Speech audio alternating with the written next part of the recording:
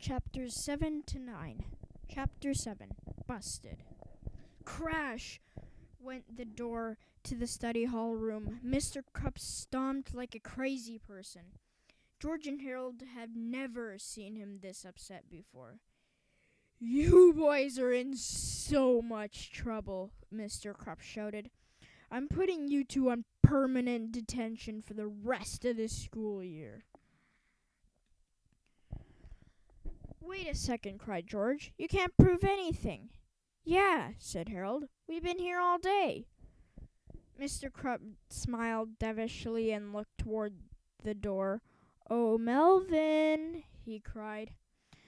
Melvin sneakily stepped into the room covered with mustard, eggshells, shredded coconut. "They did it," Melvin said, pointing at George and Harold. "I saw 'em last night in the gym." "Melvin," cried George, horrified, "you promised." "I changed my mind," Melvin said, grinning smugly. "Have fun in detention." Chapter 8. The Invention Convention Detention. After school, Mr. Krupp ushered George and Harold into the detention room and wrote a long sentence on the chalkboard. "From now on," growled Mr. Krupp, "you boys will spend 2 hours a day after school copying this sentence over and over. I want every chalkboard in this room filled completely." On his way out the door, Mr. Krupp turned and said with an evil grin, "And if either of you leaves this room for any reason, I'm going to suspend you both." Now, as you might have guessed, writing sentences was nothing new to George and Harold.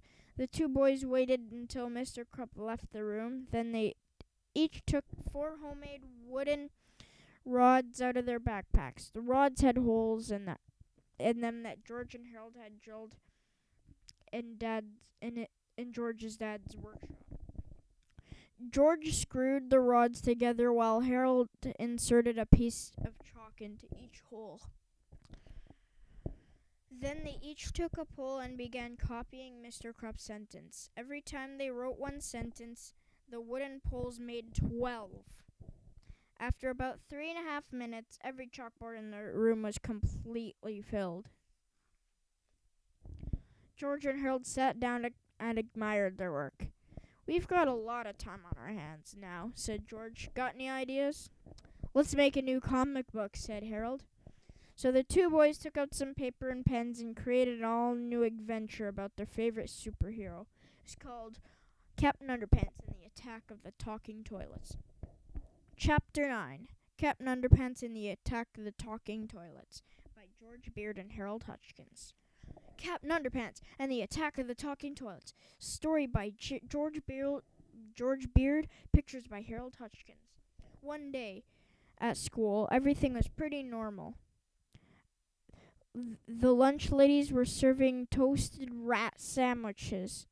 The principal was yelling, "Blah, blah, blah," and the gym teacher was being mean to everybody. "My grandma can run faster than you guys." Then a UFO appeared. It zapped the school with an evil ray. The ray made all the toilets come to life. It made them evil, too. The toilets were hungry. Yum, yum, yum, eat 'em up. So they ate the gym teacher. "Help! The toilets just scratched somebody's car and ate the gym teacher." "Lord have mercy. Was it my car?" "This looks like a job for Captain Underpants."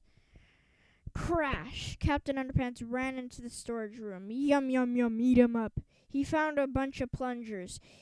He put them in the toilets. Their mouths got stuck. Tra-la-la! Hooray for Captain Underpants! Now to stop that evil UFO. Captain Underpants went outside and saw the UFO. It opened up, and out jumped the terrible Turbo